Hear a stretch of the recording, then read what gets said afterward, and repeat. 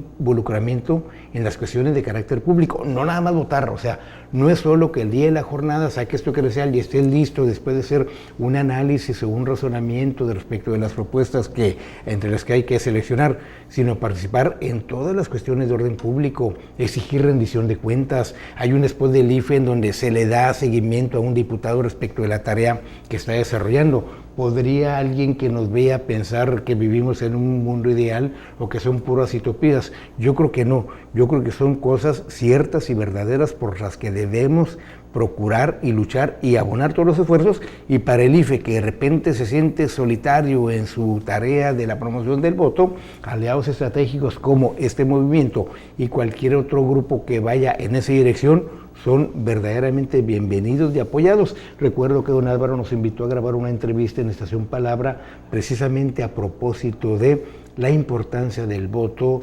lo fundamental que es que la gente opine y participe, y que en nuestra credencial y en nuestras manos está de votar en las urnas, y que las urnas arrojen responsabilidades de distintos o iguales colores partidistas, con nombres y apellidos de las autoridades, pero que luego de ello se le dé seguimiento a las tareas, evaluación a las eficacias o no, y rendición de cuentas, que es muy importante. O sea, los partidos políticos están en crisis en nuestro país, las clases políticas también, no de ahora, desde hace mucho tiempo. No somos el único lugar del mundo tampoco que vive eso, pero siento que es una buena oportunidad para salir bien librados al final, con una ciudadanía más fortalecida, con partidos políticos más profesionales, con integrantes de clase política más comprometidas, con medios también más democráticos que den lugar a la pluralidad y que apoyen y fortalezcan los buenos proyectos, y que es muy honroso y alegre y agradable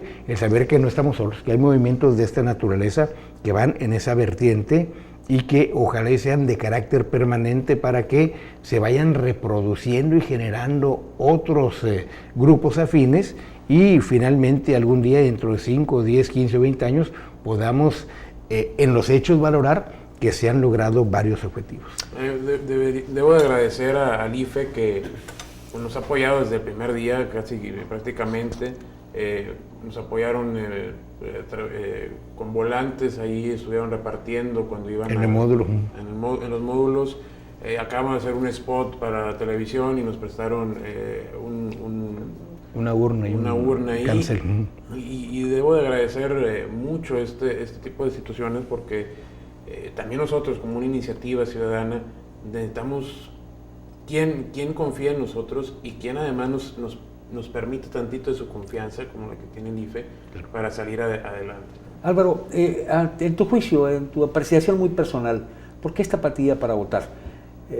Yo quisiera pensar, ¿es por cuestiones de cultura? No es por cuestiones de cultura. Yo siento que no lo es, pero tampoco es por cuestiones de niveles de ingreso. Tan apático puede ser un modesto trabajador como lo puede ser, es más, yo creo que hay más apatía en los niveles elevados. ¿Qué ocasiona esto? Porque a veces una respuesta, como siempre pasa lo mismo, suena medio frívola. Debe haber algo más, ¿no?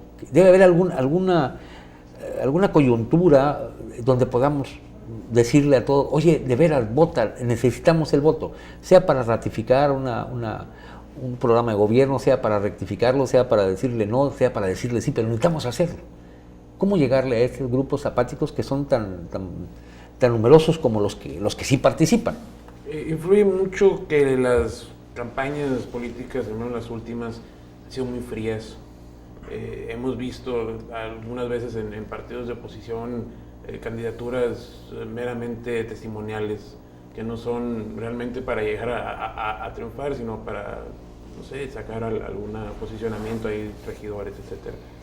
Y esto no ha aprendido a la gente. En una campaña política se tiene que motivar a la ciudadanía, se tiene que demostrar además que es el candidato ideal. Vaya, no he visto eso en Nuevo Laredo en mucho tiempo, en muchísimo tiempo. No he visto un candidato fuerte que realmente llegue a las masas con un mensaje de que salgan a votar a la gente. Eso aunado con que se ha intentado hacer una cultura de apatía desde muy pequeños, desde los jóvenes, desde las escuelas primarias, secundarias, preparatorias, las universidades, ya no son ese foco de diversidad y de pluralismo que son en muchos lugares o que eran antes. Recuerdo, había épocas que en las universidades surgía la lucha opositora, etcétera, y aquí en Nuevo Laredo se ha mantenido muy, muy tranquilo. Mucha gente también tiene temor, las situaciones por las que hemos estado pasando son complicadas, tiene temor de salir a votar, tiene temor por quién va a votar, qué está detrás de ellos. Recuerdo parece que fue hace 3 años que fue noticia nacional que la gente saliera a votar en Nuevo Laredo, porque había amenazas, había complicaciones ahí con ciertas situaciones, y todo esto ha ido menguando por la necesidad de la gente, la pasión por la gente a salir a votar. Y vamos que en teoría deberían ser más participativos los comicios locales, porque son los comicios de la casa de uno, de la casa de todos nosotros. Y el órgano que se elige es mucho más cercano a la comunidad, sí. Provee servicios de obra, hay una relación directa e inmediata. Así es.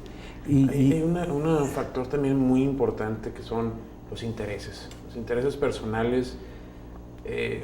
Nuevo Laredo, no sé qué es lo que ocurre tal vez por nuestra cercanía a Estados Unidos, del malinchismo, qué sé yo, ese sentimiento de cariño por la ciudad se ha abandonado. No será, Álvaro, déjame decir, yo soy neolarense por nacimiento, así es que moralmente me siento con la confianza de hablar, que la mitad de la población desconocen ni siquiera cómo se fundó la ciudad. Y estamos llenos de connacionales que emigraron de sus estados, de otros municipios y se establecieron en la ciudad. Y lamentablemente en ninguna de las escuelas se lleva una clase de historia de Nuevo Laredo. Entonces tenemos mucha población que se llegó aquí y algo menos, si tú me comentabas, Manuel, que ya hay generaciones, gente que vinieron de otros estados del sur del país y que ya sus hijos y nietos ya nacieron aquí. Sin embargo, no saben que a mediados de junio se celebra el aniversario de la ciudad, cómo nació esta ciudad. Es decir, esa falta de arraigo tiene su razón de ser. No les hemos enseñado. Había una época en que las escuelas llevaban a los niños a ver, por ejemplo, el monumento a los fundadores. Sí. Y ahora ya no ocurre. Había una época en que, el sentimientos de ser neolaredense era una pasión. Y a nivel internacional, cuando tú ves, por ejemplo, las políticas de Alemania para la inmigración, por ejemplo, obviamente una cosa es la inmigración doméstica y otra cosa, la migración doméstica, perdón, otra cosa es la inmigración. Ellos obligan, para poderte migrar, que domines al menos la historia del país y el lenguaje. ¿Por qué? Porque si te vas a involucrar en una cultura distinta a la tuya, tienes que al menos, el elemento primordial de la diferencia cultural más obvia entre naciones es el lenguaje. Aquí podríamos hablar, México es un país policromático, los del sureste piensan muy distinto a los del sur, los del norte somos diametralmente opuestos a los del centro, y entonces se hace una amalgama de subculturas propios de cada lugar de origen y terminamos por no asimilar ninguna, o querer imponer la cultura de ellos en la cultura de nosotros. Vamos, no se forma ese híbrido que se necesita. Mucha gente aquí conoce más a la perfección el himno de Estados Unidos, por ejemplo, que el himno de Tamaulipas. Así es, totalmente de acuerdo. Y pues tal vez puede ser por la cercanía que tenemos con Estados Unidos. Ese dato lo tiene el IFE, ¿no? ¿Cuántas personas de los electores no son de aquí? Ese es un dato técnico. El perfil del electorado de Nuevo Laredo nos permite hablar de que apenas un 42 o 43% de los electores son originarios de Tamaulipas, no el Laredo, de Tamaulipas, y el resto son originarios de cualquier otra entidad federativa. Sobre todo ahí hay un predominio de Veracruz. Veracruz tiene un 9.8% del total de electores. Estamos hablando de casi 30,000 ciudadanos de Nuevo Laredo con credencial para votar que son originarios de Veracruz. Quiero ser muy prudente, correcto y cauteloso cuando abordo este tema, porque no podemos caer en actitudes xenofóbicas o chauvinismo. Lo hemos comentado otra vez. Sí, claro que yo nací aquí, pero mis papás o mis abuelos venían de fuera y hemos abrazado esta región fronteriza y demás. Sin embargo, permíteme retomar ese punto, porque pasa igual que lo que decías hace un rato. Para una elección federal, yo IFE, tengo más problemas en integrar una casilla en la colonia Madero que una casilla en la voluntad y trabajo número 2. Sí. Y si revisan ustedes por entidad de origen una sección del poniente de la ciudad de Villas de San Miguel, el porcentaje se dispara. El 20% son originarios de Tamaulipas y el 80% son de fuera. Sin embargo, los niveles de participación y los parámetros de abstencionismo son exactamente igual en el poniente, en el centro o en el sur de la ciudad. Vamos, no es una variable a considerar. Exactamente. No es una variable a considerar. O sea, que es un problema. Si me permite, vamos a una pausa y regresamos. Sería bueno concluir nuestra conversación con esto. Vamos a la pausa y regresamos.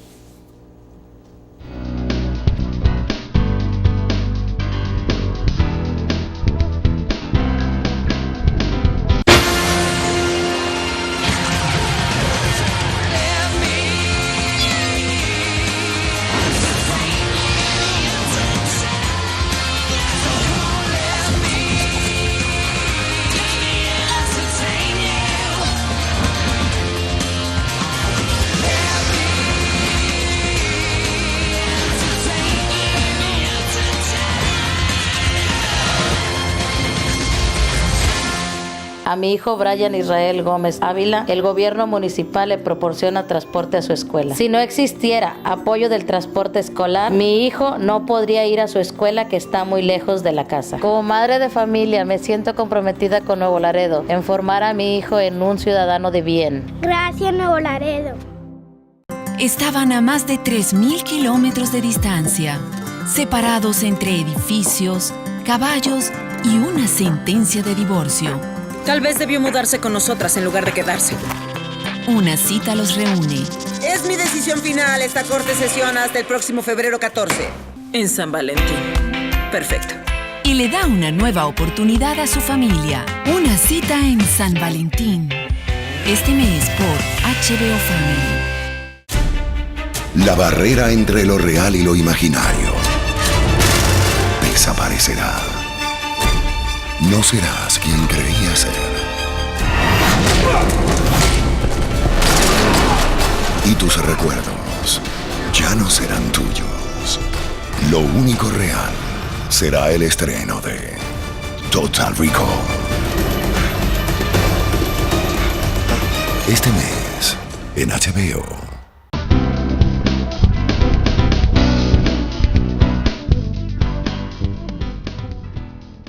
Y regresamos a la conclusión de esta charla con Álvaro Morales y con Manuel Moncada. Bueno, ya quedó claro, yo creo, Álvaro, Manuel, que el lugar de procedencia no incide en un momento dado. Me gustaría comentarle a los que son de fuera, Sí. pues que esta también es su ciudad.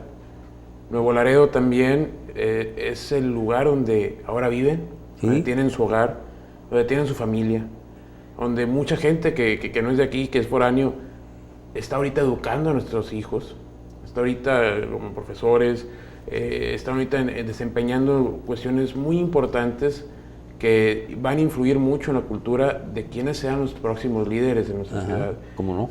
Es importante que ellos también sepan que esta ciudad lo necesita, así como ellos necesitan de esta ciudad. Ellos van a seguir viviendo aquí, entonces tienen que salir a votar, tienen que salir a elegir como si esta fuera su ciudad, porque al final de cuentas de aquí están viviendo. No, y forman parte de uno de los factores de la producción muy importantes, es decir, son tan valiosos como cualquier ciudadano, pero hay que demostrar esa valía, independientemente de la entidad de origen, somos mexicanos. Todos somos mexicanos y tenemos el derecho ciudadano de votar. Y la obligación de lo manejamos como derecho, pero debería ser la obligación. Y de razonar y de actuar en consecuencia. En la Grecia antigua se sancionaba que no votaba, no sé si alguna vez yo leí que en la Grecia antigua que no votaba se sancionaba, pero también había otras reglas medio especiales. No podía votar el que no demostrara que tiene capacidad para votar. Ojo, ese era un voto censatario. En Brasil se paga una multa fiscal, si no, al día siguiente de la elección el órgano electoral remite el listado de los no votantes a Hacienda. ¿Y les cobran una multa? Para que les aplique exactamente. Por no votar. Exactamente, Pero sí. bueno, Y yo veía en la prensa hace una semana una polémica en un país europeo respecto de una propuesta, por ejemplo, ahora con la muerte de la ministra británica, de Margaret Thatcher, que en alguna ocasión había propuesto que únicamente quienes pagaran un impuesto municipal de determinada naturaleza tendrían derecho a votar o a participar en las elecciones, que fue algo muy polémico en su tiempo. Es volver al voto censatario, o de quienes tienen capacidad económica para actuar como electores, o de quienes pueden cumplir con Pero ese así requisito. así inicia la democracia en Grecia, Sí, ¿no? sí. Era selectiva, es decir, no Totalmente. selectiva en cuanto a quién elegir, no era selectiva a quién podía votar. No solo eso, pero además la democracia era la peor forma de gobierno, porque era el gobierno de la masa, de los ignorantes, que no de los preparados, leídos y ilustrados, con las distintas transformaciones que tenía el ¿Cómo decía concepto Churchill? de democracia. Sí es cierto que no es buena la democracia, pero no conozco ningún otro Exactamente. mejor que eso hasta ahorita. ¿Sí? Hay que también comentar que un voto, creo que es la manera en que podemos igualarnos todos. Aquí decían decían que en el voto y en la muerte todos somos iguales. Todos somos Ahí iguales, estamos vale lo hoy. mismo el voto de una persona que vive en la periferia, que con condiciones precarias, que alguien con una situación un poco más acomodada. Vale exactamente lo mismo. Y es aquí el momento donde todos podemos decir, oye, pues vamos, y todos tenemos el derecho de elegir quién va a ganar, y tenemos una palabra igual a la de todos. Decía alguien por ahí que la democracia es la tiranía de las mayorías. El principio democrático dice, un ciudadano, un voto. A partir del 55 para acá, hombre y mujer votan.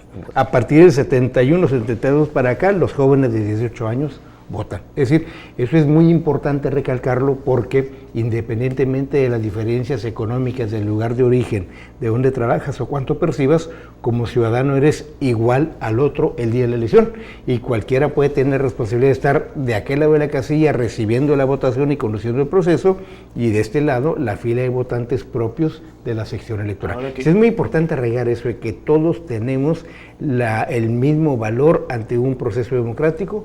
Un solo voto. Un solo voto. Ahora ahorita que comenta el voto de la mujer, pues también fue una lucha intensa buscar el voto de la mujer, y que no la contemplaran Más en como nuestro ciudadana país, siquiera, ¿no? Oye, Manuel, tú tienes estadísticas, ¿cómo votan los hombres y las mujeres aquí? Parejano. Aquí, en la última elección es mayor